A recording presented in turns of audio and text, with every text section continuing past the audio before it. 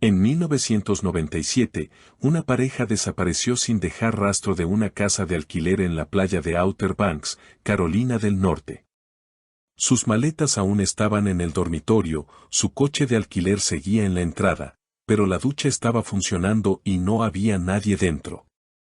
Durante 27 años, el caso permaneció sin resolver hasta 2024, cuando un nuevo propietario derribó una pared del baño y encontró algo que nunca debería haber estado oculto. Lo que los investigadores descubrieron dentro de ese espacio angosto cambiará todo. Suscríbete ahora para obtener análisis completos de casos sin resolver, historias reales de sobrevivientes y misterios de investigación de larga duración. 21 de julio de 1997. Ubicación: Kill Devil Hills, Carolina del Norte. La última persona que vio a los Langdon con vida fue la chica que limpió su alquiler. No recordaba mucho, solo que hacía calor. Ese tipo de calor que hacía que el aire se sintiera espeso y eléctrico, como si se avecinara una tormenta que nunca llegó. Tenía 17 años, trabajaba en el circuito de verano para Cape Shore Property Company, limpiando casas de playa entre checkouts. La casa número 114, Driftwood Lane, fue un alquiler de última hora. 2 huéspedes, una pareja, pagaron en efectivo. Llamó a la puerta a las 10:01 de la mañana. Sin respuesta. Esperó los 5 minutos según el protocolo, luego abrió la puerta y entró. Todo estaba en silencio, pero no quieto. El aire acondicionado funcionaba. El refrigerador zumbaba. Un libro de bolsillo estaba abierto en la mesa auxiliar, con una esquina doblada. La cama principal tenía un lado destapado. El dormitorio de invitados estaba intacto. Había 2 cepillos de dientes en el baño, un vaso de vino en el suelo junto al sofá, pero no había personas, solo una casa que parecía interrumpida. Como si algo hubiera abierto la boca para hablar y se hubiera detenido a mitad de frase. Terminó la limpieza, dejó la llave en la caja, marcó su salida al mediodía y no volvió a pensar en ello hasta los titulares: pareja desaparece de casa de alquiler. Sin signos de lucha, sin signos de salida. Teresa y Daniel Langdon, casados durante 6 años, sin hijos, sin antecedentes penales, sin deudas significativas, de vacaciones desde Richmond, desaparecidos. Ningún vecino los vio salir. No se llevaron equipaje. Las toallas de playa seguían húmedas en el porche trasero. Lo único que faltaba era un espejo. El espejo del baño arrancado de la pared, los tornillos aún en su lugar. Simplemente desaparecido. Los ayudantes del sheriff lo atribuyeron a un robo. Tal vez un atraco que salió mal. Pero nada más faltaba. Ni las joyas, ni el dinero en efectivo, ni las tarjetas de crédito, ni las llaves de la casa. Eso fue hace 27 años. La casa volvió al mercado de alquileres al año siguiente tras una nueva capa de pintura, algunas reparaciones en las paredes y una lista con descuento que prometía brisas oceánicas y encanto costero. La mayoría de los que se alojaron allí no se quejaron, pero algunos se fueron antes. En 2003, una mujer dijo que escuchó susurros en los conductos de ventilación. En 2011, una pareja presentó una queja por ruidos, sonidos de rasguños debajo de la bañera. Un niño de 10 años se negó a dormir en la suite principal. Le dijo a sus padres que una chica lo observaba desde el espejo del baño. En marzo de 2024, la casa fue vendida a Julia Hull, una restauradora de muebles de 34 años de Durham. Había perdido a su madre el año anterior y usó la herencia para comprar su primera propiedad, una casa en la playa, un nuevo comienzo, sin mala historia, según el agente. Sin fantasmas, sin sangre, solo paredes y promesas. Pero 2 semanas después de mudarse, Julia quitó las baldosas detrás de la pared de la ducha y encontró el espacio angosto. 2 de mayo de 2024. Ubicación: Kill Devil Hills, Carolina del Norte. La primera vez que Julia Carmichael notó que la baldosa se movía bajo sus dedos, asumió que era la lechada. Estaba fregando moho de la pared del fondo de la ducha principal cuando la esponja se hundió ligeramente, lo suficiente como para captar su atención. Pasó la palma por la porcelana de nuevo. Suave, fría, pero algo estaba mal. Una leve flexión, una vibración que no pertenecía a una pared sólida. Hueca. Detrás de ella, el océano rugía contra la barra de arena más allá de las dunas. Esta parte de Outer Banks estaba tranquila en primavera, demasiado temprano para los turistas, demasiado cálido para que los locales fingieran que el verano no se acercaba. El viento a través de la ventana del baño entreabierta traía el fuerte olor a sal y el leve hedor a podredumbre del pantano cercano. Julia dio un paso atrás, entrecerrando los ojos hacia la sección de la pared de baldosas detrás del estante empotrado. Las baldosas estaban limpias, blancas, agrietadas en algunos lugares como el resto del alquiler de la era de los 90 que ella y Peter habían comprado 6 meses atrás en una subasta por bancarrota. Kill Devil Hills, decía el listado. Frente al mar, dunas accesibles a pie. Necesita un poco de cariño. Cariño, en este caso, significaba desmantelar todo hasta los cimientos. Agarró su teléfono del mostrador del lavabo y tomó una foto de las baldosas por si necesitaba mostrársela al contratista más tarde. Pero incluso mientras lo hacía, algo le inquietaba en el estómago. Presionó sus nudillos contra la baldosa de nuevo. La misma flexión suave. No eres normal, susurró a la pared. Desde el pasillo, se escucharon pasos acercándose. Jules, llamó Peter. ¿Llegó el fontanero alguna vez? No, dijo ella, colocando la esponja en el borde de la bañera. Y también, creo que tenemos una pared falsa. Peter apareció en la puerta, con el cabello cubierto de polvo por sacar aislamiento del ático. Todavía llevaba la sudadera verde de Clemson que ella había amenazado con quemar más de una vez. ¿Pared falsa? Julia señaló las baldosas. Se flexiona. Peter entró en la ducha, golpeó las baldosas con los nudillos y frunció el ceño. El sonido era inconfundible. Hueco. Bueno, dijo, o la casa está intentando comunicarse o estamos ante un trabajo de reparación a medias. Ella le pasó el destornillador del lavabo. Averiguémoslo. Tomó 30 minutos quitar las baldosas, 2 capas de cartón yeso desmoronado y el panel de madera contrachapada húmedo detrás. El espacio revelado no era grande, tal vez 3 pies de profundidad, 6 pies de altura, encerrado por vigas y décadas de polvo. Julia apuntó la linterna de su teléfono hacia el interior. Al principio, no vio nada más que un montón de aislamiento y clavos oxidados, pero luego su luz captó algo en la esquina inferior. Tela, pálida, sucia, parcialmente desgarrada.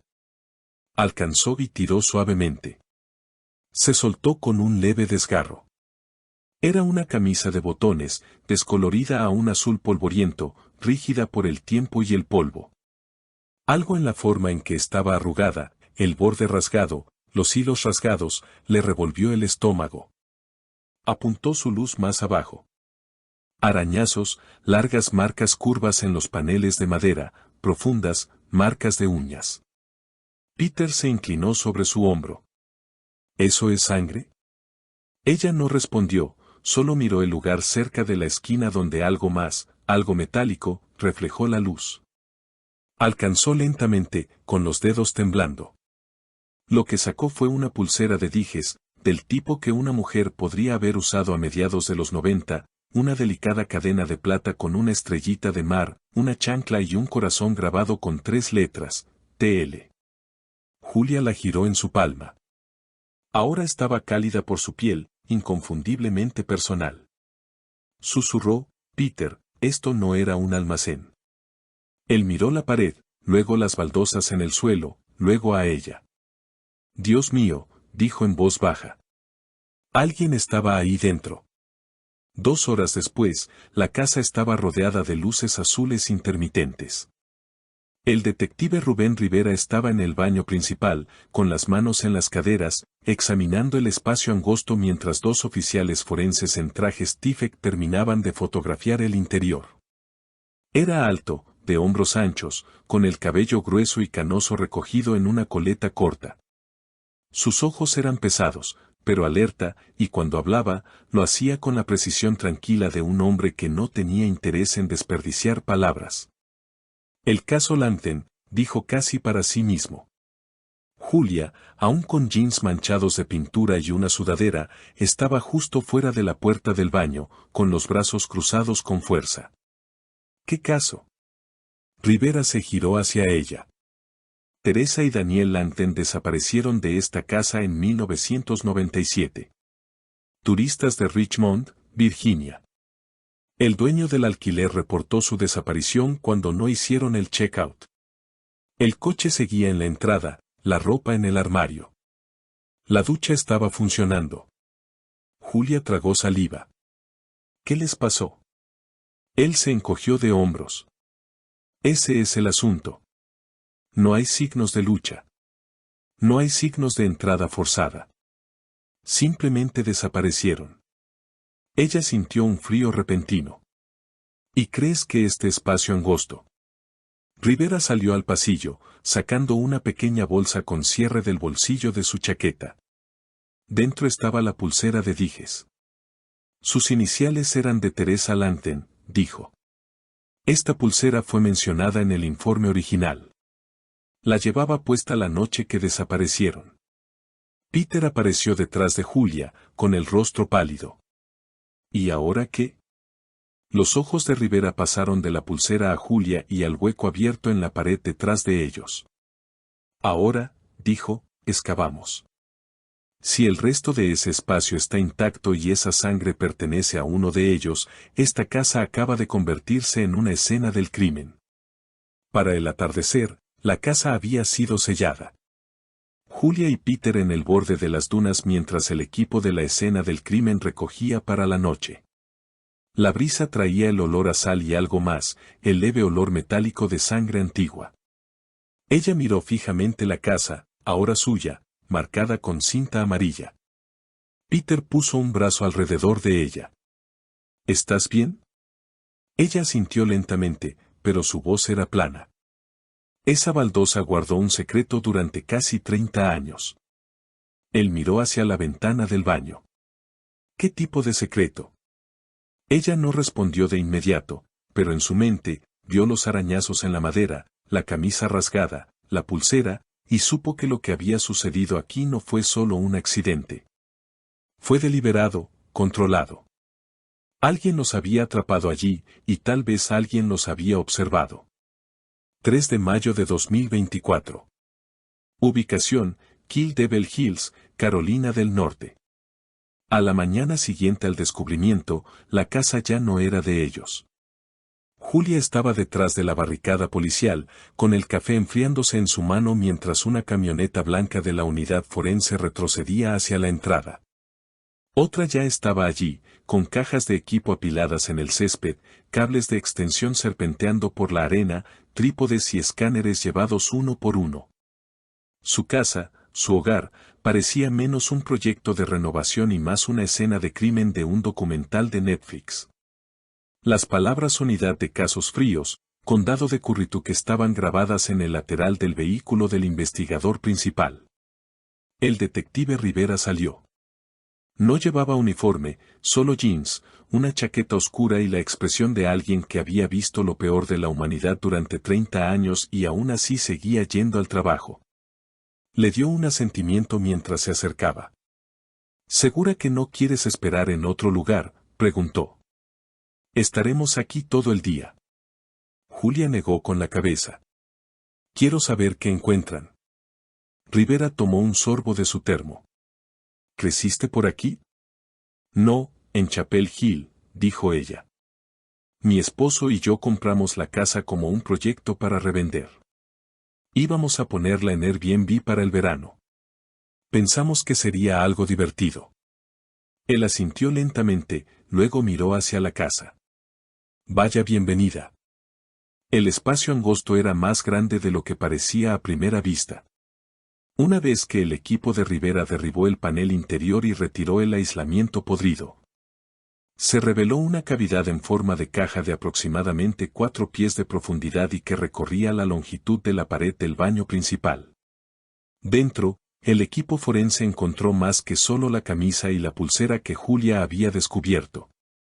Habían extraído 2 cabellos largos y castaños atrapados en una telaraña cerca de la viga superior, un peine de plástico rosa partido por la mitad, una chancla descolorida blanca con un estampado de conchas marinas y, lo peor de todo, profundas marcas de arañazos horizontales en la madera, consistentes con uñas humanas. Un oficial midió el espacio y golpeó las paredes con una vara de plástico hueca. El sonido resuena detrás del extremo lejano, dijo. Podría haber un segundo hueco. Rivera asintió. Escanea. Una unidad portátil de radar de penetración terrestre fue llevada al baño. Su escáner en forma de plato apuntaba a las paredes restantes. La técnica lo operó en silencio, observando líneas parpadeando en la pantalla de una tableta. Después de 2 pasadas, habló. Hay otra cavidad detrás de la pared del fondo a la izquierda. Más pequeña, forma vertical, aproximadamente 5 pies de alto, tal vez 18 pulgadas de ancho. Rivera se giró hacia ella. ¿Estás diciendo que hay otra cámara? No exactamente. Podría ser un defecto estructural, pero hay una clara diferencia de densidad. Tocó la pantalla. Y aquí, objetos metálicos, tamaño irregular, podrían ser cables, clavos, o algo más. Rivera se agachó cerca de la base de la pared y miró las baldosas. Esto estaba destinado a estar oculto. Se enderezó y miró a su equipo. Consíganme un taladro y una microcámara. Vamos a entrar. Julia observó desde la sala de estar mientras la cámara de pared se deslizaba hacia el segundo hueco. El equipo había perforado un agujero apenas lo suficientemente ancho para pasar la lente de fibra óptica. La imagen en la tableta era granulada, verdosa, iluminada solo por el LED incorporado del dispositivo. Lo que reveló hizo que Rivera exhalara bruscamente. Un espejo, de cuerpo entero, montado detrás de la pared, mirando hacia lo que parecía una cámara estrecha insonorizada. La imagen reflejaba el brillo de un papel tapiz rosa, bordes despegados, un juego de tocador de plástico, un colchón pequeño en el suelo, animales de peluche alineados a lo largo del zócalo. Era una habitación oculta, una habitación infantil construida dentro de la pared. Julia dio un paso adelante. Eso no estaba en ningún plano. Rivera no respondió de inmediato. Solo miró la pantalla. Luego dijo, tenemos un sótano de reconstrucción en Durham. Voy a hacer que esta pared se retire sección por sección, con cuidado. Todo es evidencia ahora. Se giró hacia ella, gentil pero firme. Señora Carmichael, voy a tener que pedirle que desaloje la casa hasta que termine esta investigación. Arreglaremos un lugar para usted y su esposo. El Estado puede reembolsar por pérdida de uso. Julia tragó saliva. ¿Es una habitación infantil? Rivera dio un lento asentimiento. Sí, y esto sigue siendo el caso Langdon. Fue una pareja la que desapareció en esta casa, pero lo que acabamos de encontrar podría no ser solo sobre ellos. De vuelta en la comisaría, Rivera despegó el expediente del caso Langdon en la larga mesa de metal de la sala de casos fríos. El expediente era más delgado de lo que debería haber sido. 2 personas desaparecidas, sin cuerpos, sin sangre, sin evidencia física, solo fotografías, una breve lista de testigos y algunas rarezas en el informe original de la escena. Rareza 1, el equipaje de la pareja se encontró en el dormitorio, sin abrir. Rareza 2, la ducha había estado funcionando durante al menos 6 a 8 horas antes del descubrimiento. Rareza 3, un olor a lejía persistía cerca del desagüe, pero no se preservaron rastros químicos. Pasó a la entrevista con la ama de llaves, Delilah Boone. Ella había encontrado la escena. El informe señalaba que estaba visiblemente perturbada por el silencio. Afirmó haber escuchado algo que sonaba como un canto, aunque no se encontraron reproductores de música. Le dijo al oficial que respondió que venía de detrás de la pared, pero nadie la tomó en serio. Fue marcado como una respuesta de estrés auditivo subjetivo. Rivera escribió una nota, entrevistar a Delilah Boone. Reevaluar la credibilidad del testigo. Pasó la página y miró el último elemento en el inventario original. Ítem número 24, Diario de huéspedes. Entrada del 16 de agosto de 1997. Contenido, se acercan tormentas. Podríamos quedarnos unos días más. Danny dijo, este lugar se siente demasiado tranquilo. Golpeó su bolígrafo contra la página. Demasiado tranquilo. Esa noche, Julia y Peter se sentaron en una habitación de motel alquilada a 3 cuadras de la casa. Ninguno habló mucho. Julia había descargado el boletín de personas desaparecidas de 1997. Estudió la foto de Daniel y Teresa Langton en su teléfono. Parecían felices. Él tenía una sonrisa torcida. Ella sostenía un cono de helado y reía. El tipo de pareja que dejaba cajas de postales y recuerdos, no casos fríos sin resolver. Amplió la imagen en la muñeca de Teresa. La pulsera estaba allí. Los mismos dijes, las mismas iniciales. Peter miró por encima de su hombro. ¿Es esa? Ella asintió. Él dudó, luego hizo la pregunta que ninguno había osado pronunciar en voz alta aún. ¿Crees que murió ahí dentro, en la pared? Julian no respondió directamente. Pero después de un momento, susurró, no creo que estuviera sola. 4 de mayo de 2024. Ubicación, Kill Devil Hills, Carolina del Norte. Delilah Boone no había limpiado una casa en más de 15 años, pero recordaba el alquiler de los Langton como si fuera ayer. El detective Rivera la encontró en una residencia asistida en Kitty Hawk. Apartamento 2B, en la esquina trasera, con ventanas hacia el pantano. Un bastón descansaba junto a su sillón floral, y su mesa de café estaba llena de crucigramas y números atrasados de Reader's Digest. Parecía más pequeña de lo que Rivera recordaba, su cuerpo consumido por la edad, pero sus ojos seguían siendo agudos.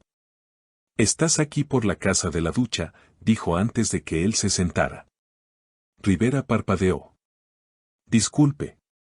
«Así la llamábamos», dijo Delilah, alisando su falda. «Porque la maldita ducha no dejaba de funcionar. El día que encontré las cosas de esa pareja, el agua seguía corriendo, como si la hubieran dejado para alguien más». Rivera sacó su libreta. «Tú descubriste la escena, ¿correcto?» 18 de agosto de 1997, dijo sin dudar. Era lunes. Siempre limpiaba los lunes después del cambio de fin de semana. Se inclinó hacia adelante. Pero cuando entré ese día, algo se sentía mal. Delilah había sido ama de llaves para la Cape Shore Property Company durante casi 12 años para entonces. Se enorgullecía de notar los pequeños detalles, arena en la alfombra de entrada, café rancio en el filtro, bolsas de basura con doble nudo o no. Los Langton debían hacer el check-out el domingo por la mañana. Cuando la llave no fue devuelta, la oficina de alquileres asumió que la habían dejado dentro. Estacioné afuera y noté que el coche seguía allí, dijo Delilah. Ford Taurus, placas de Virginia. Pensé que tal vez se habían quedado dormidos o necesitaban un check-out tardío. Usó su llave maestra para abrir la puerta. Y en el momento en que entré, dijo suavemente, supe que no estaban allí. Rivera garabateó una nota. ¿Qué te hizo estar tan segura? Los ojos de Delilah se desviaron hacia la ventana. Estaba demasiado tranquilo. Lo dijo como si lo explicara todo. Rivera esperó. El aire acondicionado estaba apagado. La radio despertador en el dormitorio no sonaba. Pero la ducha, hizo una pausa, su voz se adelgazó. La ducha estaba corriendo, no de una manera normal. Había estado funcionando durante horas. Todo el baño olía a vapor y lejía, como si alguien hubiera intentado limpiar algo. Rivera preguntó, ¿viste alguna sangre? No, negó con la cabeza. Sin sangre, sin vidrios rotos, sin muebles volcados, pero las botellas de champú estaban derribadas. Una de las toallas estaba retorcida, como si alguien la hubiera estrujado en pánico. Se frotó las manos lentamente, como intentando deshacerse de algo. ¿Y el espejo? Limpié ese espejo 3 veces, pero seguían habiendo rayas, manchas, como si alguien hubiera estado agarrando el borde, presionando su frente contra él. Rivera anotó los detalles, haciendo una pausa cuando ella añadió, escuché música. Él levantó la vista. En el baño. Débil, muy débil, como si estuviera sonando detrás de la pared, una caja de música infantil o algo por el estilo. En ese momento, Delila había reportado todo lo que vio. Pero el oficial que respondió, el ayudante Lane, ahora retirado hace mucho, había desestimado la mayoría de sus observaciones. Sin signos de juego sucio, sin evidencia de lucha. Probablemente la pareja joven se escapó, le dijo. Pasa más de lo que piensas. Sabía que eso no estaba bien, dijo Delila. No dejas tu coche, tu billetera, tu equipaje. No dejas una casa así a menos que algo esté muy mal. Rivera asintió lentamente. ¿Recuerdas algo más? ¿Algo inusual sobre la disposición de la casa? Delila dudó. Sí, dijo. La pared del baño se sentía extraña. Cuando me incliné para fregar las baldosas, mi mano la golpeó. Sonaba hueca. La pluma de Rivera se detuvo. ¿Le dijiste eso al oficial? Lo hice. Ella dio una sonrisa amarga. Y él me dijo que probablemente era un mal aislamiento. Esa tarde, Rivera estaba en el baño destripado de la casa Langdon, ahora un esqueleto de tuberías, vigas y cables expuestos. Los forenses habían retirado las baldosas y los paneles de pared. Estaban trabajando en levantar marcas de herramientas de la madera debajo. La cámara oculta, la que tenía el espejo, el colchón infantil, la insonorización, había sido abierta y completamente documentada. Un equipo separado de la unidad de análisis de comportamiento del FBI ya estaba en el lugar, revisando el espacio en busca de signos de comportamiento ritualista, tendencias obsesivas o cualquier firma dejada por el constructor. Esto no es trabajo de aficionado, dijo el perfilador principal. Quien hizo esta habitación tenía tiempo, dinero y conocimientos de ingeniería estructural. Rivera se arrodilló junto al suelo del espacio angosto, pasando una mano enguantada por los arañazos. Eran profundos, más que desesperación. Había un patrón.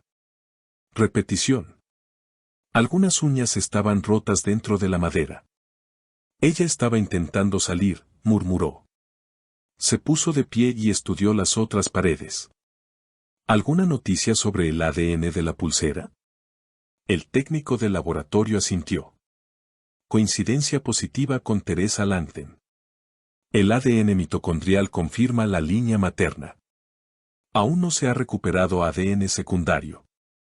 ¿Y Daniel? No hay rastro hasta ahora. Julia regresó a la propiedad brevemente esa noche bajo escolta policial. Quería recuperar algunos objetos personales, su laptop, el anillo de su abuela y una bolsa llena de papeles que había dejado en el dormitorio de invitados. Rivera caminó a su lado mientras entraba en la casa. Ya se sentía diferente, despojada de cartón, yeso y baldosas. Las paredes parecían crudas, esqueléticas, como si la casa misma hubiera sido desollada. ¿Alguna vez encontraron algo más aquí?, preguntó Julia, deteniéndose cerca del baño principal. Rivera guardó silencio.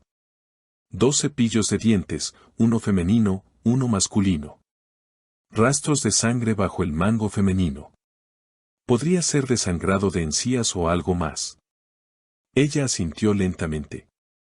¿Alguna vez tienes la sensación, dijo, de que una casa está intentando decirte algo? La boca de Rivera se torció en la más leve de las sonrisas. Creo que esta ha estado gritando durante décadas. Más tarde esa noche, en una sala de archivos del condado tenuemente iluminada, Rivera se encontró sosteniendo una pieza del pasado que nunca esperó que resurgiera. Era el contrato de alquiler de los Lantern, recuperado de un registro de microfilm escaneado.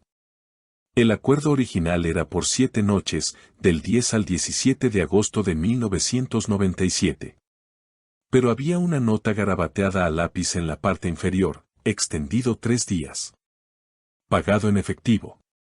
Confirmado por llamada telefónica. Sin firma. Sin iniciales. El número listado para la extensión, un teléfono público fuera del Blue Bucket Motel, a 20 millas al sur. Demolido en 2004. Rivera se recostó. Alguien extendió la estancia de los Lantern después de que ya habían desaparecido. Y alguien los quería en esa casa por más tiempo. 5 de mayo de 2024. Ubicación, oficina del sheriff del condado de Currituck, Carolina del Norte. El detective Rivera no durmió mucho la noche en que apareció el contrato. Miró la copia escaneada nuevamente a la mañana siguiente bajo el resplandor pálido de las luces fluorescentes de la sala de evidencias. La escritura a lápiz en la parte inferior del acuerdo de alquiler de los Lantern aún no inquietaba. No solo lo que decía, sino lo que implicaba. Una estancia extendida después de que la pareja había desaparecido, pagada en efectivo por alguien imposible de rastrear. Pero no eran las palabras las que captaban su atención. Era el círculo desvaído alrededor de un número de teléfono garabateado. Un teléfono público rastreado hasta un motel al borde de la carretera, el Blue Bucket, demolido en 2004. Sin imágenes de seguridad, sin registros de personal, sin registros de cámaras. Aún así, podría haber testigos. Tomó el teléfono y llamó a los archivos nuevamente. ¿Tenemos a alguien que trabajara en el Blue Bucket en los 90? La línea crepitó. Espera. Unos minutos después, la voz regresó. Un nombre, Beatrice Morton. Trabajó en el personal de limpieza. Vive en Manteo ahora. Rivera anotó la dirección. Hora de tocar más puertas. Beatrice Morton recordaba al hombre del teléfono público. Era alto, siempre de espaldas al vestíbulo, siempre usaba la misma chaqueta cortavientos, dijo, hojeando su álbum de recortes de viejas fotos del motel. Dijo que su nombre era M.R. Candle. Rivera levantó una ceja. Candle, asintió ella. Raro, ¿verdad? No creo que fuera su nombre real. Venía cada 2 meses. A veces se quedaba en la habitación 9, a veces solo usaba el teléfono y se iba. ¿Alguna vez vino con alguien? Beatriz entrecerró los ojos. Una vez trajo a una niña pequeña, muy callada, tal vez de 6 o 7 años. Tenía una muñeca sin rostro. Eso lo recuerdo. La pluma de Rivera se detuvo. ¿Se registró con algún nombre real? Ella pasó a un viejo registro de huéspedes, amarillento y pegado en algunos lugares. Con su dedo, siguió la tinta azul desvaída. Aquí, dijo, tocando la entrada. 17 de agosto de 1997. Habitación 9. Pagado en efectivo. Nombre registrado como Gerald Stone. Pero recuerdo su voz. El mismo tipo, la misma chaqueta, la misma sonrisa educada extraña. Rivera se inclinó más cerca. Ese es el día en que los Lantern debían hacer el check-out. Beatriz se lo miró. ¿Entonces crees que ese hombre les hizo algo? Rivera no respondió directamente. Se puso de pie lentamente y miró por la ventana. Creo que alguien sabía que estarían allí un poco más. De vuelta en la comisaría, Julia se sentó frente a Rivera en una pequeña sala de entrevistas. Había regresado voluntariamente para responder preguntas de seguimiento. Rivera deslizó una carpeta por la mesa. Dentro estaban las fotos del contenido del espacio angosto, la pulsera, el cabello, los arañazos, el peine roto. Julia los miró, luego habló en voz baja. Hay algo que no mencioné. Rivera levantó una ceja. Adelante. Cuando estábamos arrancando los gabinetes la semana antes de todo esto, encontré un montón de folletos. Viejos, de finales de los 90, principios de 2000, escondidos detrás de un panel. La mayoría estaban mohosos, pero uno estaba doblado de forma extraña, como si alguien hubiera garabateado en él. ¿Lo guardaste? Ella asintió, sacando un sobre de manila de su bolso. Dentro había un tríptico brillante con un anuncio de un tour para observar delfines, fechado en 1997. En la solapa interior, con una letra cursiva en bucle, decía, dice que aún no puedo irme. Me está observando desde detrás del espejo. El pulso de Rivera se aceleró. ¿Dónde encontraste esto? En la cocina, detrás de los estantes de la despensa. Pensamos que era solo basura. Él escaneó la escritura, luego pasó a la siguiente página. Otra nota, esta vez más temblorosa, anoche escuché a alguien respirando dentro de la pared. Rivera levantó la vista. Esto es de Teresa. Tiene que serlo. El laboratorio forense lo confirmó. La escritura coincidía con la firma de Teresa Langten en su licencia de conducir recuperada de un microfilm del DMV. Julia se quedó en silencio atónita mientras Rivera lo explicaba. Ella escribió esto durante los últimos días de su estancia, lo que significa que podría haber estado viva después de la ventana oficial de desaparición. Julia tragó saliva. Entonces, ¿por qué no escapó? Rivera no respondió de inmediato. En cambio, alcanzó una segunda carpeta y sacó una nueva foto. Porque alguien se aseguró de que no pudiera. Deslizó la imagen hacia ella. Era el marco de una puerta, apenas visible detrás del aislamiento, descubierto durante la excavación de la segunda cavidad de la pared, y justo debajo, incrustado en los cimientos. Había una serie de pernos de hierro perforados en el suelo. Grilletes. Quien construyó esta cámara, dijo Rivera en voz baja, nunca planeó que ella saliera. El descubrimiento desencadenó una investigación a gran escala sobre la compañía original de gestión de propiedades que había operado la casa en los 90. La mayoría de los empleados estaban jubilados o dispersos, pero un nombre destacaba, Gregory Kell, gerente de propiedades de 1996 a 1998. Él manejó la reserva de los Langten, presentó los documentos finales de la desaparición y luego desapareció. Sin dirección de reenvío, sin registros fiscales. Después de 2001, Rivera sacó una vieja foto de personal escaneada de los archivos y la comparó con la firma de Gerald Stone en los registros de huéspedes del motel. Era una coincidencia. Gregory Kell era M.R. Candle. El quinto día, los forenses rompieron una tercera cámara sellada. Detrás del baño de invitados, encajada en la pared junto al calentador de agua, había otra cavidad estrecha, no más grande que una cabina telefónica. Contenía una videocámara oxidada, un taburete plegable, una caja de cartón llena de cintas VHS sin etiquetar y una foto en blanco y negro, con los bordes curvados. Rivera sostuvo la foto bajo la luz.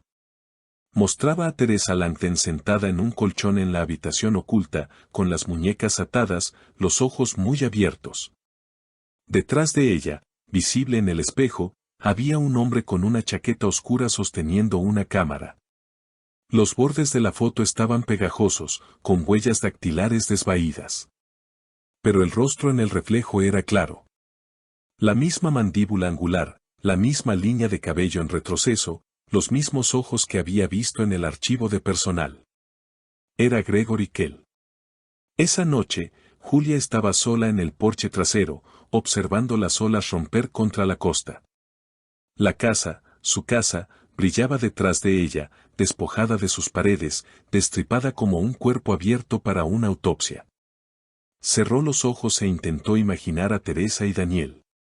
Dos personas que vinieron aquí por paz, por tranquilidad, y en cambio encontraron algo observándolos desde dentro de las paredes. 6 de mayo de 2024. Ubicación, Laboratorio de Crímenes del Condado de Currituck, Carolina del Norte. El diario estaba húmedo, con las esquinas curvadas, hinchado por años de humedad. pero había sobrevivido. Los técnicos lo encontraron dentro de una bolsa con cierre escondida bajo una sección de aislamiento del ático durante el tercer barrido completo de la casa. El plástico estaba cubierto de polvo, pero sellado herméticamente. Dentro, un pequeño cuaderno con un patrón floral, deformado pero intacto. Estaba etiquetado en la primera página con una cursiva cuidadosa: Teresa Lynn Langdon, agosto de 1997. Alquiler en Kill Devil Hills. Nuestra luna de miel, más o menos. El detective Rivera lo leyó 3 veces. La primera lectura fue clínica. La segunda, horrorizada. La tercera lo hizo cerrar la carpeta y salir afuera. 11 de agosto de 1997. Daniel me hizo café esta mañana antes de que saliera el sol.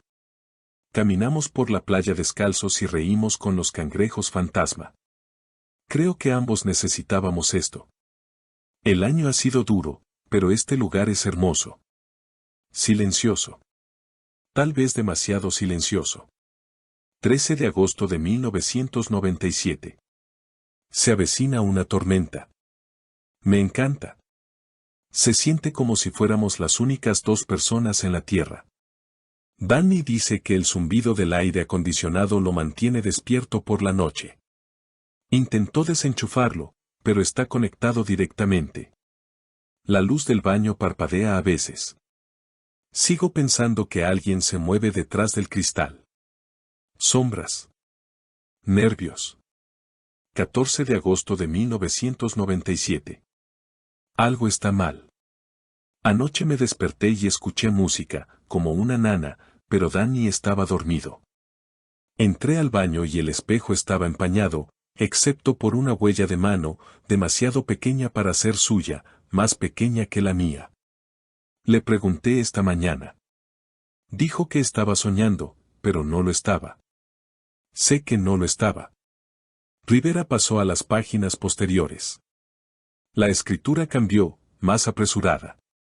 Las palabras presionadas con más fuerza en la página. 15 de agosto de 1997. Danny está actuando diferente, distante. Lo sorprendí parado frente al espejo del baño, susurrándose a sí mismo. Cuando le pregunté qué hacía, dijo, escuchando. No ha tocado su comida. No duerme. Intenté salir a caminar esta mañana, pero el cerrojo estaba cerrado de nuevo. Desde afuera. Él jura que no lo hizo. Pero, ¿quién más podría? 16 de agosto de 1997. Se fue. Me desperté y la cama estaba vacía. Sus cosas están aquí.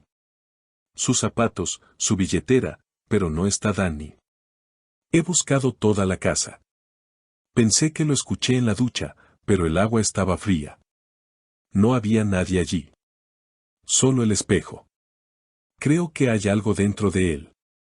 Rivera empujó el diario hacia Julia, ahora sentada junto al coordinador de evidencias del laboratorio. Ella dudó antes de tomarlo. ¿Esto era de ella?, preguntó suavemente.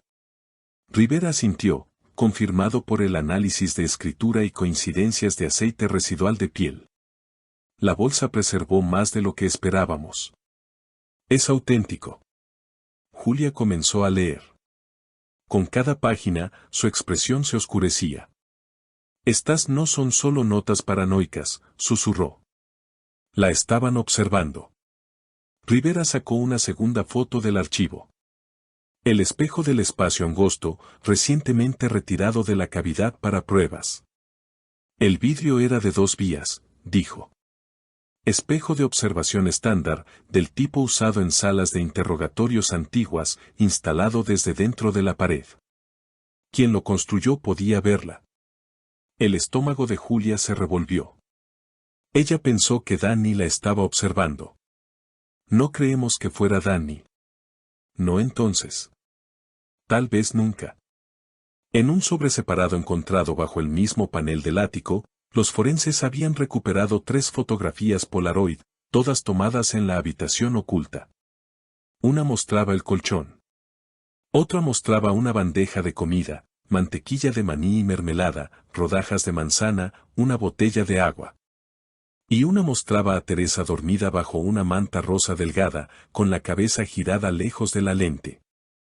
En el borde de la foto final, alguien había escrito con marcador negro, todavía hermosa, todavía mía. Rivera se reunió con la perfiladora del FBI, la doctora Lorna Heck, al borde de la escena sellada más tarde ese día. Esto es un comportamiento organizado, dijo, hojeando los materiales. Meticuloso, orientado al control, probablemente alguien con experiencia en carpintería o mantenimiento de instalaciones. Sin entrada forzada, sin arma, solo dominación psicológica y control del entorno. ¿Crees que Teresa fue mantenida viva? Heck asintió. Por un tiempo. Las notas sugieren cautiverio prolongado. Y el tono. No solo está asustada. Está confundida. Esa confusión. Es una herramienta. ¿Y Danny? Preguntó Rivera. Ella nunca describió volver a verlo. Posibilidades, fue asesinado, o fue transformado, coaccionado, como ella temía. Rivera cruzó los brazos. Entonces podría haber estado atrapada sola, a pies de ayuda. La doctora Heck miró la pared estripada, sus vigas expuestas, cables colgando como venas. Podría haber estado a centímetros de ser rescatada, y nadie lo sabía. Esa noche, Julia no podía dormir. Estaba sentada en la cama del motel, con la laptop abierta, buscando en archivos de noticias cualquier mención de los Langdon. Había titulares antiguos, pareja desaparece de alquiler en la playa. Sin rastro en Kill Devil Hills. Algunas fotos granuladas. Una vigilia con velas, pero nada más allá de eso. Luego, enterrado en un editorial de 1999, encontró algo escalofriante. El contratista local Gregory Kell, que trabajó brevemente para la ahora desaparecida Cape Shore Property Company, declinó hacer comentarios sobre la desaparición, pero dijo, la gente viene aquí para desaparecer. Algunos lo hacen mejor que otros. Miró la cita. Kell no solo estaba ocultando la verdad. Estaba orgulloso de ella. 7 de mayo de 2024. Ubicación, Kill Devil Hills, Carolina del Norte. El sonido llegó a las 2:11 de la mañana. Julia se sentó de golpe en la cama del motel, con el corazón acelerado, insegura al principio de si lo había soñado hasta que volvió a sonar. Un clic metálico seguido de un leve silbido, como aire empujado a través de un pasaje estrecho. Se giró hacia el baño. La cubierta de la ventilación sobre el lavabo estaba vibrando. Peter se movió a su lado. ¿Qué es? Ella no respondió, solo miró la rejilla de metal ranurada, esperando a que se moviera de nuevo. Pero no lo hizo. Aún así, se levantó de la cama, cruzó la alfombra descalza y se paró en el borde de la bañera para alcanzarla. No estaba suelta. Ni siquiera estaba bien sujeta. La desenroscó con el talón de un cuchillo de mantequilla del cajón de la cocineta. Y dentro, justo detrás del borde del conducto, había una grabadora de microcasete, cubierta de polvo, pero intacta. A la mañana siguiente, la llevó a Rivera. Él examinó el dispositivo con guantes, notando la corrosión y la bobina de cinta frágil. Pero cuando puso baterías a nuevas y presionó play, la cinta giró. Un silbido, luego el leve golpe de pasos. Y luego, una voz infantil, todavía estoy aquí. La piel de Julia se erizó. Rivera subió el volumen. La cinta crepitó de nuevo. Una voz masculina vino después, baja, tensa, pero familiar. Teresa, por favor, deja de gritar. Nos escucharán. Ella jadeó. Eso fue. Rivera asintió. Daniel Langdon. La voz continuó. Te dije que no luches. Lo harás peor. Solo quédate en la habitación de la princesa. Haz lo que él dice. Las manos de Julia temblaron. La habitación de la princesa. Ella mencionó eso en el diario. Rivera se recostó. tenemos algo más. Sacó un sobre de manila de la carpeta y lo deslizó hacia ella. Dentro había una transcripción impresa del microcasete. 35 minutos de miedo entrecortado, sollozos silenciados, la voz de Daniel quebrándose bajo presión. A los 19 minutos, la cinta se tornó más oscura. Él viene por la noche ahora. Escucho los tornillos girando.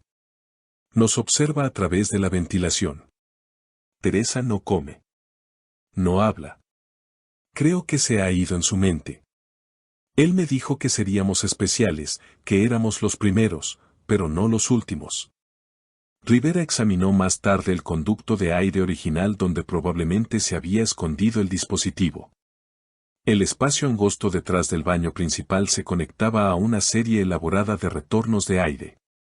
Algunos sellados, otros mal alineados, lo justo para ocultar cosas dentro. Encontraron 2 casetes más. Uno estaba en blanco. El otro contenía un mensaje en bucle: ahora perteneces a la casa. El exterior no es real. La voz era lenta, suave, casi hipnótica. Julia se cubrió la boca mientras sonaba la cinta. Era una voz diseñada para calmar. Un captor fingiendo ser un cuidador. En el laboratorio forense surgió un avance desde la fuente más antigua y analógica. Una solicitud de permiso de construcción de 1997 en Kill Devil Hills presentada por la Cape Shore Property Company. Firmado por Hell, título del proyecto: expansión de ventilación del baño, unidad 7. Las notas estaban escritas a mano. Rivera las leyó 2 veces: instalar rejilla de observación de ventilación con doble propósito, flujo de aire y acceso visual. Colocación de espejo opcional. Espuma insonorizante a lo largo de las vigas. Instalar estante de reproducción detrás de la rejilla de retorno. Julia se inclinó. No era solo una trampa, susurró. Era un escenario. Más tarde ese día, Julia pidió volver a entrar en la casa. No tenía una razón real, solo un dolor que no podía ignorar, una necesidad de estar de nuevo en las habitaciones, de ver con sus propios ojos lo que se había extraído de las paredes. Rivera lo permitió bajo supervisión. Los tablones del suelo habían sido retirados, las vigas expuestas, el cartón yeso despojado hasta los cimientos, pero la estructura de la casa aún tenía una extraña intimidad. Como caminar dentro de un recuerdo que no te pertenece. Entró lentamente en el baño principal, sus pasos resonando ahora en el marco hueco. Luego levantó la vista. La rejilla de ventilación sobre el lavabo había sido retirada.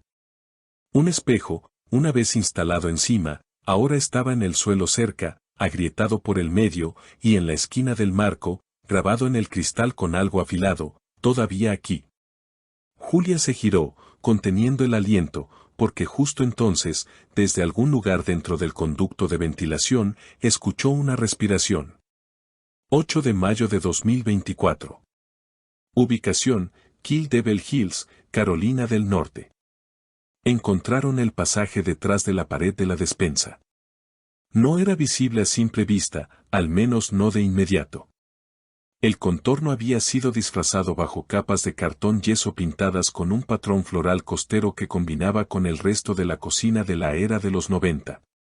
Pero un equipo forense entrenado sabía que buscar inconsistencias en el espaciado de los montantes, una pequeña diferencia en el sonido al golpear, fluctuaciones en la presión del aire.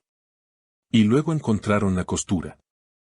Cuando la pared fue retirada tabla por tabla, se reveló un corredor estrecho, apenas lo suficientemente ancho para que un hombre caminara de lado, con los hombros rozando contra el cartón yeso. Al final del pasaje, una pared falsa con un panel deslizante hábilmente instalado. Se abría al espacio angosto del baño principal. Rivera lo miró fijamente. Quien construyó esto no solo quería esconderse, dijo. Quería acceso. Dentro del corredor oculto, los técnicos descubrieron una bandeja plegable, 2 termos grandes, varias bandejas de comida de papel con residuos de alimentos, mantequilla de maní, galletas, bolsas de puré de manzana. Todo tenía décadas de antigüedad, desecado por el tiempo. Pero una cosa aún mantenía su forma, un inventario escrito a mano pegado a la pared. Cada entrada fechada, etiquetada como comida 1, comida 2, hasta comida 62. Cada línea seguida por una casilla marcada como comido o rechazado. Rivera lo leyó en silencio. Algunos días Teresa comía, otros no. Lo más escalofriante, una nota final en la parte inferior en marcador rojo, está empezando a escuchar. Todavía no me llama papá, pero lo hará. Julia se giró. Un análisis del pasaje oculto reveló huellas dactilares. Las de Daniel Langton cerca del espacio angosto, pero en el panel deslizante y la bandeja de comida, un tercer conjunto, no identificado, pero consistente con otro conjunto recuperado anteriormente detrás del espejo. Las mismas manos habían pasado por ambas áreas. Alguien con un conocimiento íntimo de la estructura de la casa. Alguien que entraba y salía sin ser visto. Alguien que trataba las habitaciones secretas como una rutina. Como servicio de habitaciones, murmuró Rivera. Estaba empezando a ver la casa de manera diferente. No como una escena del crimen, sino como una máquina. Cada ventilación, cada cavidad de la pared, cada panel insonorizado construido deliberadamente para el control, no para el ocultamiento. Todo dentro de este lugar fue construido para la actuación, dijo. De vuelta en la oficina del sheriff, Rivera sacó el expediente original de la desaparición de los Langton y lo colocó junto a los nuevos informes de evidencia. Había una pequeña nota en la transcripción de la entrevista de 1997 que nunca había tenido sentido hasta ahora. La ama de llaves de Lila Boone había dicho, el refrigerador estaba vacío excepto por una cosa, una bandeja de papel envuelta en plástico puesta justo en el centro, como si alguien la hubiera colocado allí a propósito. En ese momento, se asumió que era un pedido de comida para llevar, pero ahora Rivera sospechaba lo contrario. Ordenó que la bandeja fuera reanalizada. Dentro del envoltorio plástico antiguo, preservado en los pliegues de una servilleta, el laboratorio encontró un rastro de fibra que no estaba presente en ningún otro lugar de la cocina, rosa brillante, sintética. Idéntica a las fibras encontradas en el colchón de la habitación de la princesa. Había sido movida desde el interior del espacio angosto hasta el refrigerador. ¿Un mensaje o un error? Más tarde ese día, Rivera entrevistó a la asistente del gerente de propiedades original, una mujer llamada Melanie Sykes, que había trabajado para la Cape Shore Property Company de 1995 a 1998. Parecía nerviosa cuando le mostró la vieja foto del personal de la compañía. Ese es Greg, dijo, señalando. Greg Kell. Él me contrató. Me dio mi primer trabajo de oficina. ¿Lo conocías bien? No realmente, dijo ella. Era reservado. Tenía muchos proyectos personales. Una vez me pidió que entregara una caja de baldosas a la casa de alquiler. La de Driftwood Lane. Esa es esta casa, dijo Rivera. ¿Qué tipo de baldosas? Cerámicas rosas. Dijo que estaba remodelando el baño para una renovación temática. Dijo que a los huéspedes les gustaba lo caprichoso. Rivera la miró fijamente. ¿Alguna vez entraste? Ella dudó. No, siempre me encontraba afuera. Me decía que dejara los suministros en el escalón de la entrada. Esa noche, un equipo de perros de cadáveres fue traído para un barrido completo de la propiedad, particularmente los cimientos y el espacio angosto debajo de la casa. Cerca de la viga de soporte del noroeste, uno de los perros dio una señal fuerte. Se tomaron muestras de suelo. El radar de penetración terrestre reveló algo pequeño, de 6 pies de largo, 2 pies de ancho, densidad irregular. La excavación comenzó al amanecer. Para las 8:40 de la mañana, habían desenterrado una cuna de tamaño infantil envuelta en plástico, enterrada bajo 2 pies de arena compactada y restos de madera contrachapada. Dentro de la cuna, huesos pequeños, desarticulados, probablemente femeninos. El antropólogo forense habló en voz baja. Estos no son de Teresa. Son demasiado pequeños. Son de una niña. Tal vez de 5 o 6 años. Podrían ser mayores dependiendo de la malnutrición. Rivera se quedó en silencio. Entonces tenemos otra víctima. De vuelta en el motel, Julia yacía despierta. No podía dejar de pensar en la bandeja de comida, las notas, las casillas marcadas, comido, rechazado, comido, rechazado. No era solo un seguimiento de su comportamiento. Era un registro de cumplimiento. Alguien había estado probando la voluntad de Teresa, midiendo su sumisión, condicionándola a través del hambre, la privación, el aislamiento psicológico, y ahora tal vez haciendo lo mismo con una segunda víctima. Se sentó y miró por la ventana del motel hacia la casa. Desde aquí, era solo una sombra al borde de las dunas, pero juró que vio movimiento en la ventilación superior. 9 de mayo de 2024. Ubicación, Condado de Currituck, Grandandi, Carolina del Norte. El Blue Bucket Motel ya no existía. En su lugar había un Dollar General y una tienda de vapeo. El letrero aún estaba inclinado por una tormenta reciente. El motel había sido demolido en 2004 tras repetidas violaciones de códigos de seguridad y rumores que nadie puso por escrito. Fugitivos, robos, una niña desaparecida de la habitación 9, pero la tierra aún recordaba. Rivera estaba en el estacionamiento junto a un historiador del condado sosteniendo un plano escaneado de 1996. La unidad 9 estaba orientada al este. Tenía 2 ventilaciones, una ventana y un armario con espejo instalado en 1997. Ese mismo año, Gregory Kell se quedó allí bajo el alias Gerald Stone. 3 veces, 2 solo, una con una niña desconocida. Los registros del motel listaban a la niña como K. Lane, de 6 años. Sin apellido encontrado en los registros. Sin tutor confirmado. Rivera se giró hacia el historiador.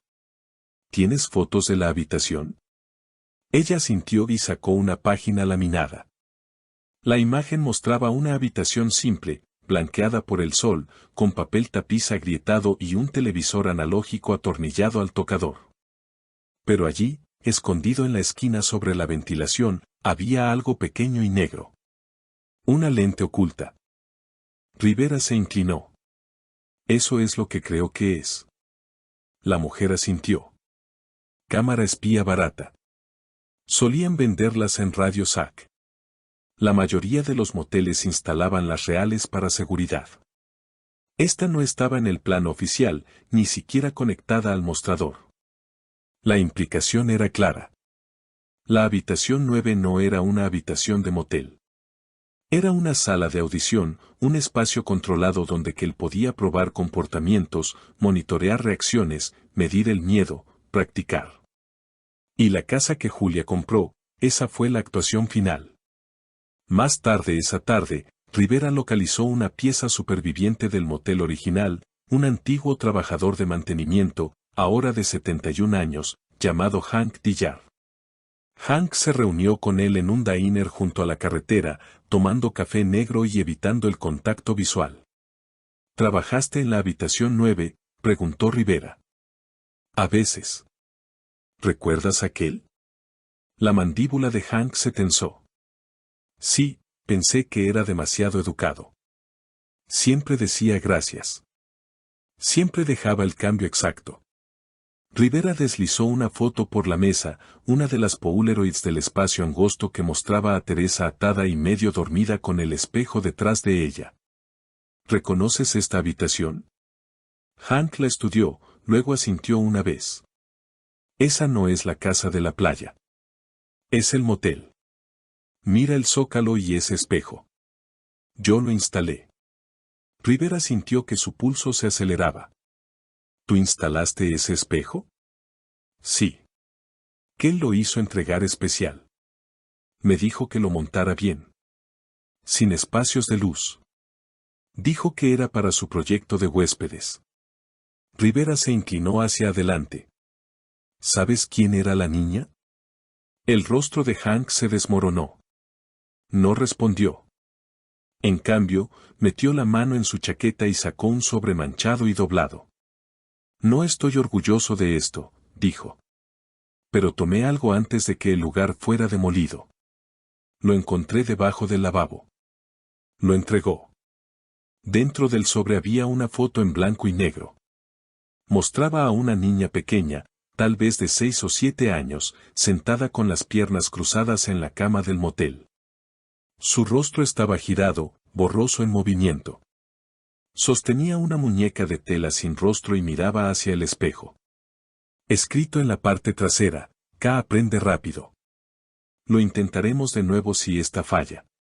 Rivera lo miró fijamente. La primera víctima no fue Teresa. Ella fue un reemplazo.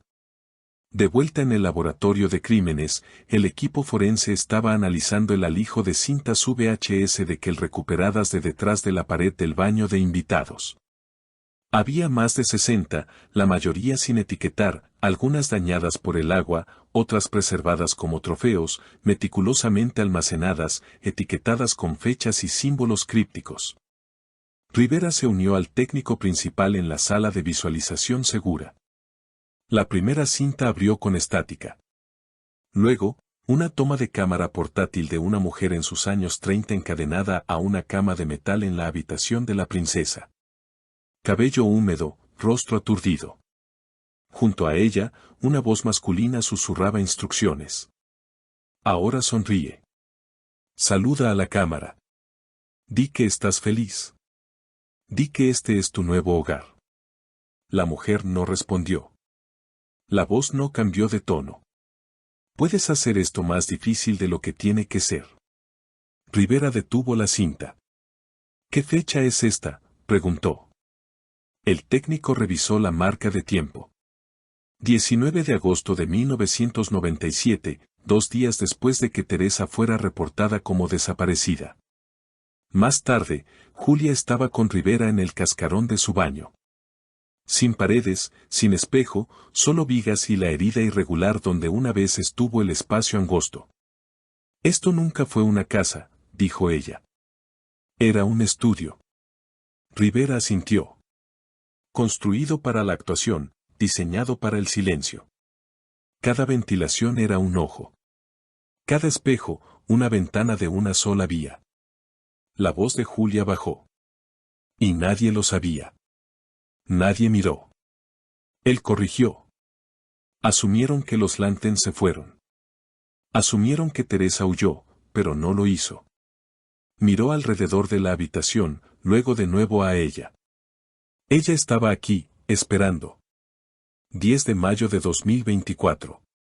Ubicación, Kill Devil Hills, Carolina del Norte. Encontraron el plano sellado dentro de una cavidad de la pared, envuelto en una funda impermeable detrás del armario de servicios. No era solo un esquema de construcción.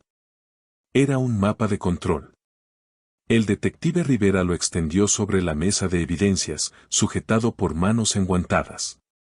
El papel crujía con la edad, sus esquinas curvadas, pero la tinta era nítida. Líneas negras delineando el diseño original de la casa, superpuestas por anotaciones rojas gruesas dibujadas con marcador. Cada anotación contaba una historia. PR marcaba un rectángulo en la esquina noreste, habitación de la princesa, escondida entre vigas estructurales. MV apuntaba hacia un retorno de ventilación falso, vista de espejo. FE rodeaba un túnel angosto con una línea escrita debajo, entrada de alimentación. Solo para arrastrarse. Julia estaba a su lado, mirando con incredulidad. Esto no fue renovado, dijo. Fue diseñado. Rivera asintió. Todo desde adentro hacia afuera. En una esquina, alguien había esbozado un diagrama crudo de una figura humana acostada, rodeada de paredes. Debajo, una sola palabra, aceptación. Un ingeniero estructural fue traído para examinar los pasajes ocultos. Confirmó lo que Rivera ya sospechaba. Las modificaciones eran intencionales, no adaptaciones. Las entradas ocultas estaban reforzadas. Los conductos de aire ensanchados. Se había añadido una segunda capa de aislamiento para amortiguar el movimiento. Nunca he visto nada como esto fuera de un confinamiento militar, dijo el ingeniero. No es solo oculto. Está diseñado para el silencio. Una fortaleza de horror insonorizada. El siguiente descubrimiento vino enterrado bajo los tablones del suelo del dormitorio de invitados. Mientras retiraban una sección de madera deformada, el equipo forense descubrió una caja de metal cerrada con óxido. Dentro había 3 cintas de casete sin etiquetar, un libro infantil desvaído, Buenas noches, princesa, un dibujo en crayón de una niña de palo dentro de una caja etiquetada Yo, y una cinta para el cabello, Rosa. Aún anudada, con sangre en un extremo. Las cintas fueron priorizadas para restauración digital. La primera cinta mostraba imágenes de la casa en construcción. Gregory Kell caminando con un portapapeles, señalando vigas, dando órdenes a trabajadores fuera de cámara. La segunda cinta era diferente. Mostraba a una niña, tal vez de 5 o 6 años, sentada en un colchón dentro de la habitación oculta. El mismo colchón usado más tarde para Teresa. Las mismas paredes rosas, el mismo espejo. La voz detrás de la cámara susurró, «Di tu nombre». La niña negó con la cabeza. «Dilo. Di que perteneces aquí». La niña miró al espejo y susurró, «Soy Katie». Rivera se quedó helado. Katie. El mismo nombre escrito en la parte trasera de la foto del motel, K aprende rápido. El ADN extraído de la cinta coincidía con un caso de desaparición de una niña de 1996 en Chesapeake, Virginia. Kathleen Lane, de 6 años, reportada como desaparecida tras ser secuestrada de un estacionamiento de una tienda de comestibles. Su caso se enfrió en menos de 2 semanas. Sin pistas, sin sospechosos. Rivera miró la imagen de la cinta VHS, congelada en su rostro. Katie había sido la primera. Teresa fue la segunda. La casa tenía 2 tumbas, y tal vez más. Julia regresó a la casa con Rivera más tarde ese día bajo acceso controlado. Caminó lentamente por los huesos expuestos de la casa, con los brazos cruzados contra las costillas. Cada crujido del suelo parecía una respiración. Cada viga expuesta, una huella dactilar. En el baño de invitados, descubrieron algo más. Un conducto oculto detrás del botiquín que conectaba con un hueco en forma de caja debajo. Era donde se habían arrojado los objetos usados, ropa gastada, envoltorios de comida, utensilios rotos. Pero una cosa no se había degradado. Una fotografía Polaroid envuelta en papel de seda. Mostraba a Teresa, con los ojos abiertos, la mano en el espejo. En la parte trasera, escrito en tinta roja, todavía resiste. Podría necesitar un reemplazo. En la sede, Rivera revisó la cronología. Katie Lane tomada en 1996. Vista por última vez en Norfolk, Virginia. Gregory Kell se mudó a Kill Devil Hills ese mismo año. Teresa Langton desapareció en 1997. Casa vendida en 1999 después de que Kell desapareciera. Propiedad inactiva hasta 2023. Pero el vacío que perseguía a Rivera vino después. No se habían recuperado cuerpos. Solo huesos. Miró la cuna desenterrada del espacio angosto. La que tenía huesos de tamaño infantil. Nunca encontramos a Teresa, dijo en voz alta. Solo a Katie. Julia levantó la vista del plano, con voz baja. Entonces, ¿dónde está ella? Buscaron las paredes de nuevo. Imágenes infrarrojas y térmicas. Y finalmente, detrás de una tubería de desagüe sellada bajo la viga del suelo en el baño principal, encontraron un tubo de PVC sellado enterrado horizontalmente en la losa. Dentro, otra cinta VHS. Su etiqueta decía, TL final. 11 de mayo de 2024. Ubicación, Laboratorio de Crímenes del Condado de Currituck, Carolina del Norte. Rivera observó la pantalla en silencio. También Julia. También el resto del equipo forense, apiñado detrás de un cristal unidireccional mientras la cinta VHS etiquetada TL final comenzaba a rodar. La imagen parpadeó, luego se enfocó. Un espejo agrietado en los bordes, empañado, y detrás de él, un hombre, su rostro medio oscurecido por la sombra, pero la voz era inconfundible. ¿Querías respuestas? Se inclinó más cerca del cristal. Aquí están. Gregory Kell, de 47 años en el momento de la grabación. Sin camisa, cabello apelmazado. Parecía delgado, enfermo, como si la casa también hubiera comenzado a consumirlo. La gente piensa que puedes caminar por la vida sin ser visto. No es cierto. La gente ve todo. Solo no saben lo que están mirando. Inclinó la cámara. El ángulo cambió. Ahora mostraba a Teresa Langton acurrucada en el colchón de la habitación de la princesa, apenas consciente. Dejó de luchar hace 2 días. Dejó de preguntar por Daniel. Dejó de preguntar por la playa. Ahora escucha. Pero no creo que esté lista. La cámara giró de nuevo. De vuelta a aquel. Construye esta casa para ellos. Pero la gente no aprecia lo que les das. No hasta que es demasiado tarde. Caminó hacia la cámara y ajustó el enfoque. Esta será mi última entrada. La cinta cortó a estática durante 6 segundos completos. Luego, visión en blanco y negro. Kell parado en el espacio angosto hablando a la lente. La sellé, la alimenté, la enseñé. Todavía no me llama padre, pero dejó de gritar. Eso es suficiente. Otro corte. Ahora que él está sentado frente al espejo de la habitación de la princesa. El cristal está empañado por la condensación. Arrastra un cuchillo por su palma, dejando que la sangre se acumule en su mano. Si nadie te ve, tal vez ya te hayas ido. El segmento final es el más largo. Muestra a Teresa sentada contra la pared trasera, aturdida, apenas respirando. La voz de Kell fuera de cámara pregunta, ¿qué eres ahora? Una larga pausa. Luego Teresa susurra, no soy yo. Él pregunta de nuevo. ¿Qué quieres? Su voz tiembla. La cinta termina con la cámara colocada en el suelo, frente al colchón. Sin movimiento, solo respiración. Luego oscuridad. Julia se giró del pantalla. Sus ojos estaban húmedos, la mandíbula apretada. Sobrevivió más tiempo del que nadie pensó, susurró. Rivera asintió. Semanas, tal vez meses, hasta que él la mató, o ella escapó. O alguien la ayudó, dijo Julia. Daniel.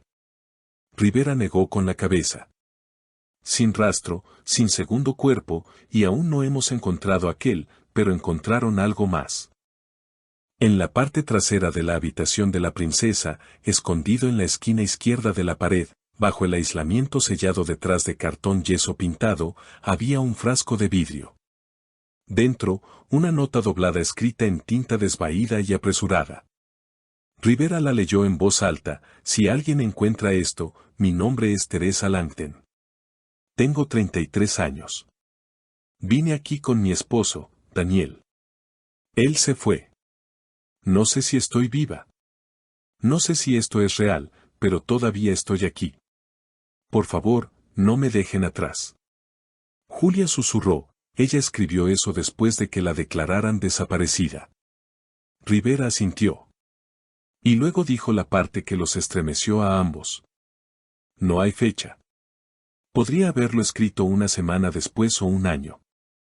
Las pruebas de ADN en la cinta VHS y el frasco confirmaron células de piel femeninas consistentes con la línea materna de Teresa.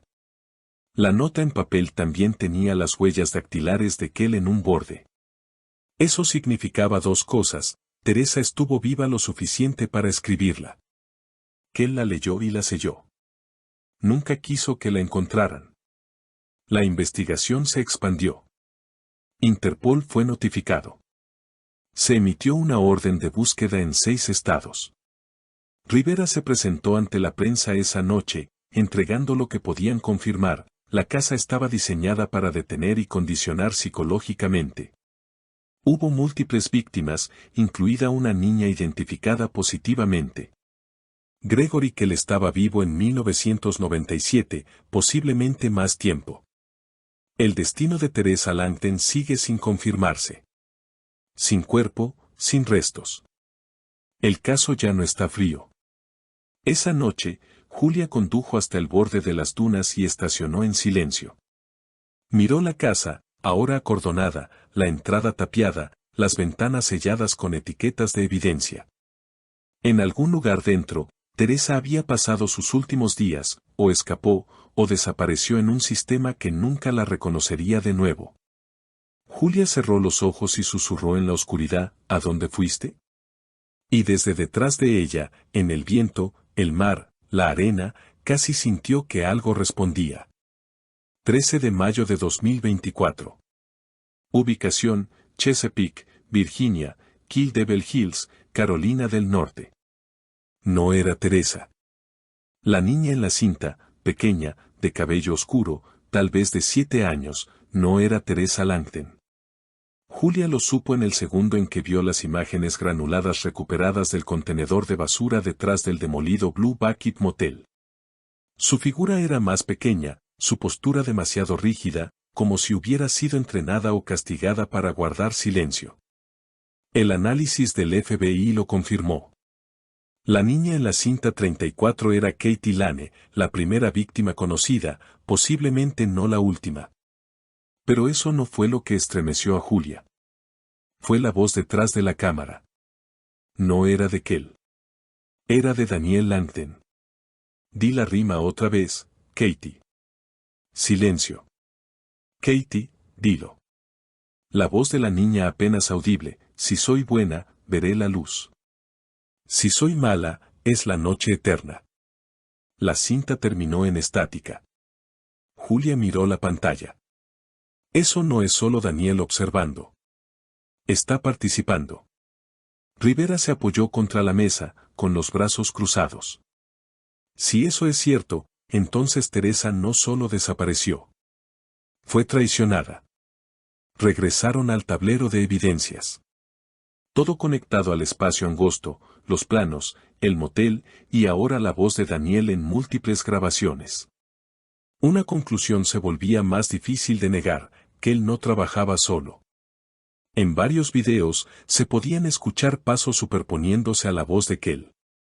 En uno, Kell habla mientras otro hombre alimenta a la niña a través de la ventilación de la pared. Los hisopos de ADN de la ventilación revelaron 2 contribuyentes masculinos, Kell y un hombre desconocido, con una coincidencia parcial con el padre de Daniel Langton. Julia miró la pantalla. Él lo ayudó. Rivera no respondió porque eso significaba que cada titular, cada declaración familiar llena de lágrimas, cada pista falsa durante 27 años era una tapadera. Exhumaron el patio trasero de los padres de Daniel en Williamsburg. Bajo el cobertizo del jardín, enterrado bajo cemento vertido, los perros de cadáveres alertaron 2 veces. En la tierra seca, los investigadores encontraron una caja de herramientas oxidada envuelta en lona. Dentro, una cinta VHS etiquetada Entrenamiento DL, un pendiente de mujer y una confesión escrita a mano, medio quemada, manchada de agua, pero legible. Le dije que no al principio, pero ella no escuchaba. Y él dijo que podíamos ayudarla, que era mejor que el mundo. Dijo que estábamos haciendo un hogar. No pensé que dejaría de hablar. Y luego lo hizo. Firmado, Daniel Langton. Julia no lloró. Solo miró la página, luego la casa. Ahora parecía más pequeña, menos como un monstruo y más como un mausoleo. Uno construido por 2 hombres, no uno. Kell construyó las habitaciones. Langton construyó la historia. Juntos, construyeron la mentira. Rivera se sentó a su lado. Lo encontraremos, dijo. Ella no lo miró. ¿A cuál? A las 4:11 de la tarde, llegó una pista desde una casa de retiro en Virginia Beach. Un hombre mayor había fallecido la semana anterior. Sin identificación, sin familiares, sin registros médicos. Pero en sus pertenencias, un conjunto de dibujos, todos de la misma habitación, paredes rosas, una ventilación, sin ventanas. En la parte inferior de cada página, TL aún esperando. Rivera y Julia llegaron al anochecer. Las huellas dactilares del hombre estaban quemadas, el reconocimiento facial inconcluso. Pero en su armario había un solo objeto desgastado, una muñeca de tela. Sin rostro, con un ojo de botón. La misma muñeca vista en las fotos antiguas del motel, la de Katie. En el bolsillo del pecho de la chaqueta del hombre había una nota: la vi dormir durante años, pero nunca dejé de escuchar sus gritos. Enterraron los restos de Katie Lane junto a su antigua escuela primaria. Docenas de personas asistieron. Julia leyó el elogio. Rivera estaba al borde de la multitud. Todavía no había señales de Teresa. Sin cuerpo, sin avistamientos, sin rastro. Pero Julia ahora creía algo. No había muerto. Había escapado porque alguien la ayudó. Alguien no en las cintas, no Kel, no Daniel, alguien más que conocía el diseño. Alguien que selló la ventilación y dejó una última nota en la pared. Grabada detrás de un panel de espejo descubierto recientemente durante la remodelación: ella no se fue. Escapó y no va a volver. 14 de mayo de 2024. Ubicación: Kill Devil Hills, Carolina del Norte, desconocida. La puerta nunca debía ser encontrada. No la puerta principal, la que usaban los turistas. La que aparecía en cada foto de alquiler durante años. La otra puerta, la que estaba detrás del calentador de agua, más allá del espacio angosto sellado, detrás de los montantes. No tenía pomo, ni marco, solo un hueco que conducía a la oscuridad pura. Rivera y Julia estaban juntos, respirando superficialmente mientras la última pieza de cartón yeso se soltaba. Una brisa los golpeó. Aire frío, débil, desde algún lugar más profundo. Jesús, susurró Rivera. Esto no era un espacio angosto. Es un túnel. Enviaron una cámara remota primero. Recorrió 26 pies. Al final del túnel, una trampilla clavada desde dentro. Y junto a ella, un par de zapatos, pequeños, rosas, cubiertos de polvo. Rivera cayó de rodillas, alumbrando con su linterna dentro. Las suelas desgastadas, murmuró. Alguien caminó con ellos durante mucho tiempo.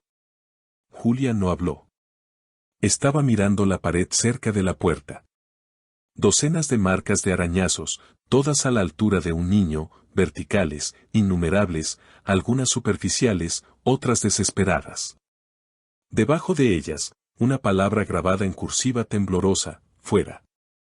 La trampilla se abría a una habitación enterrada de no más de 5 pies de ancho.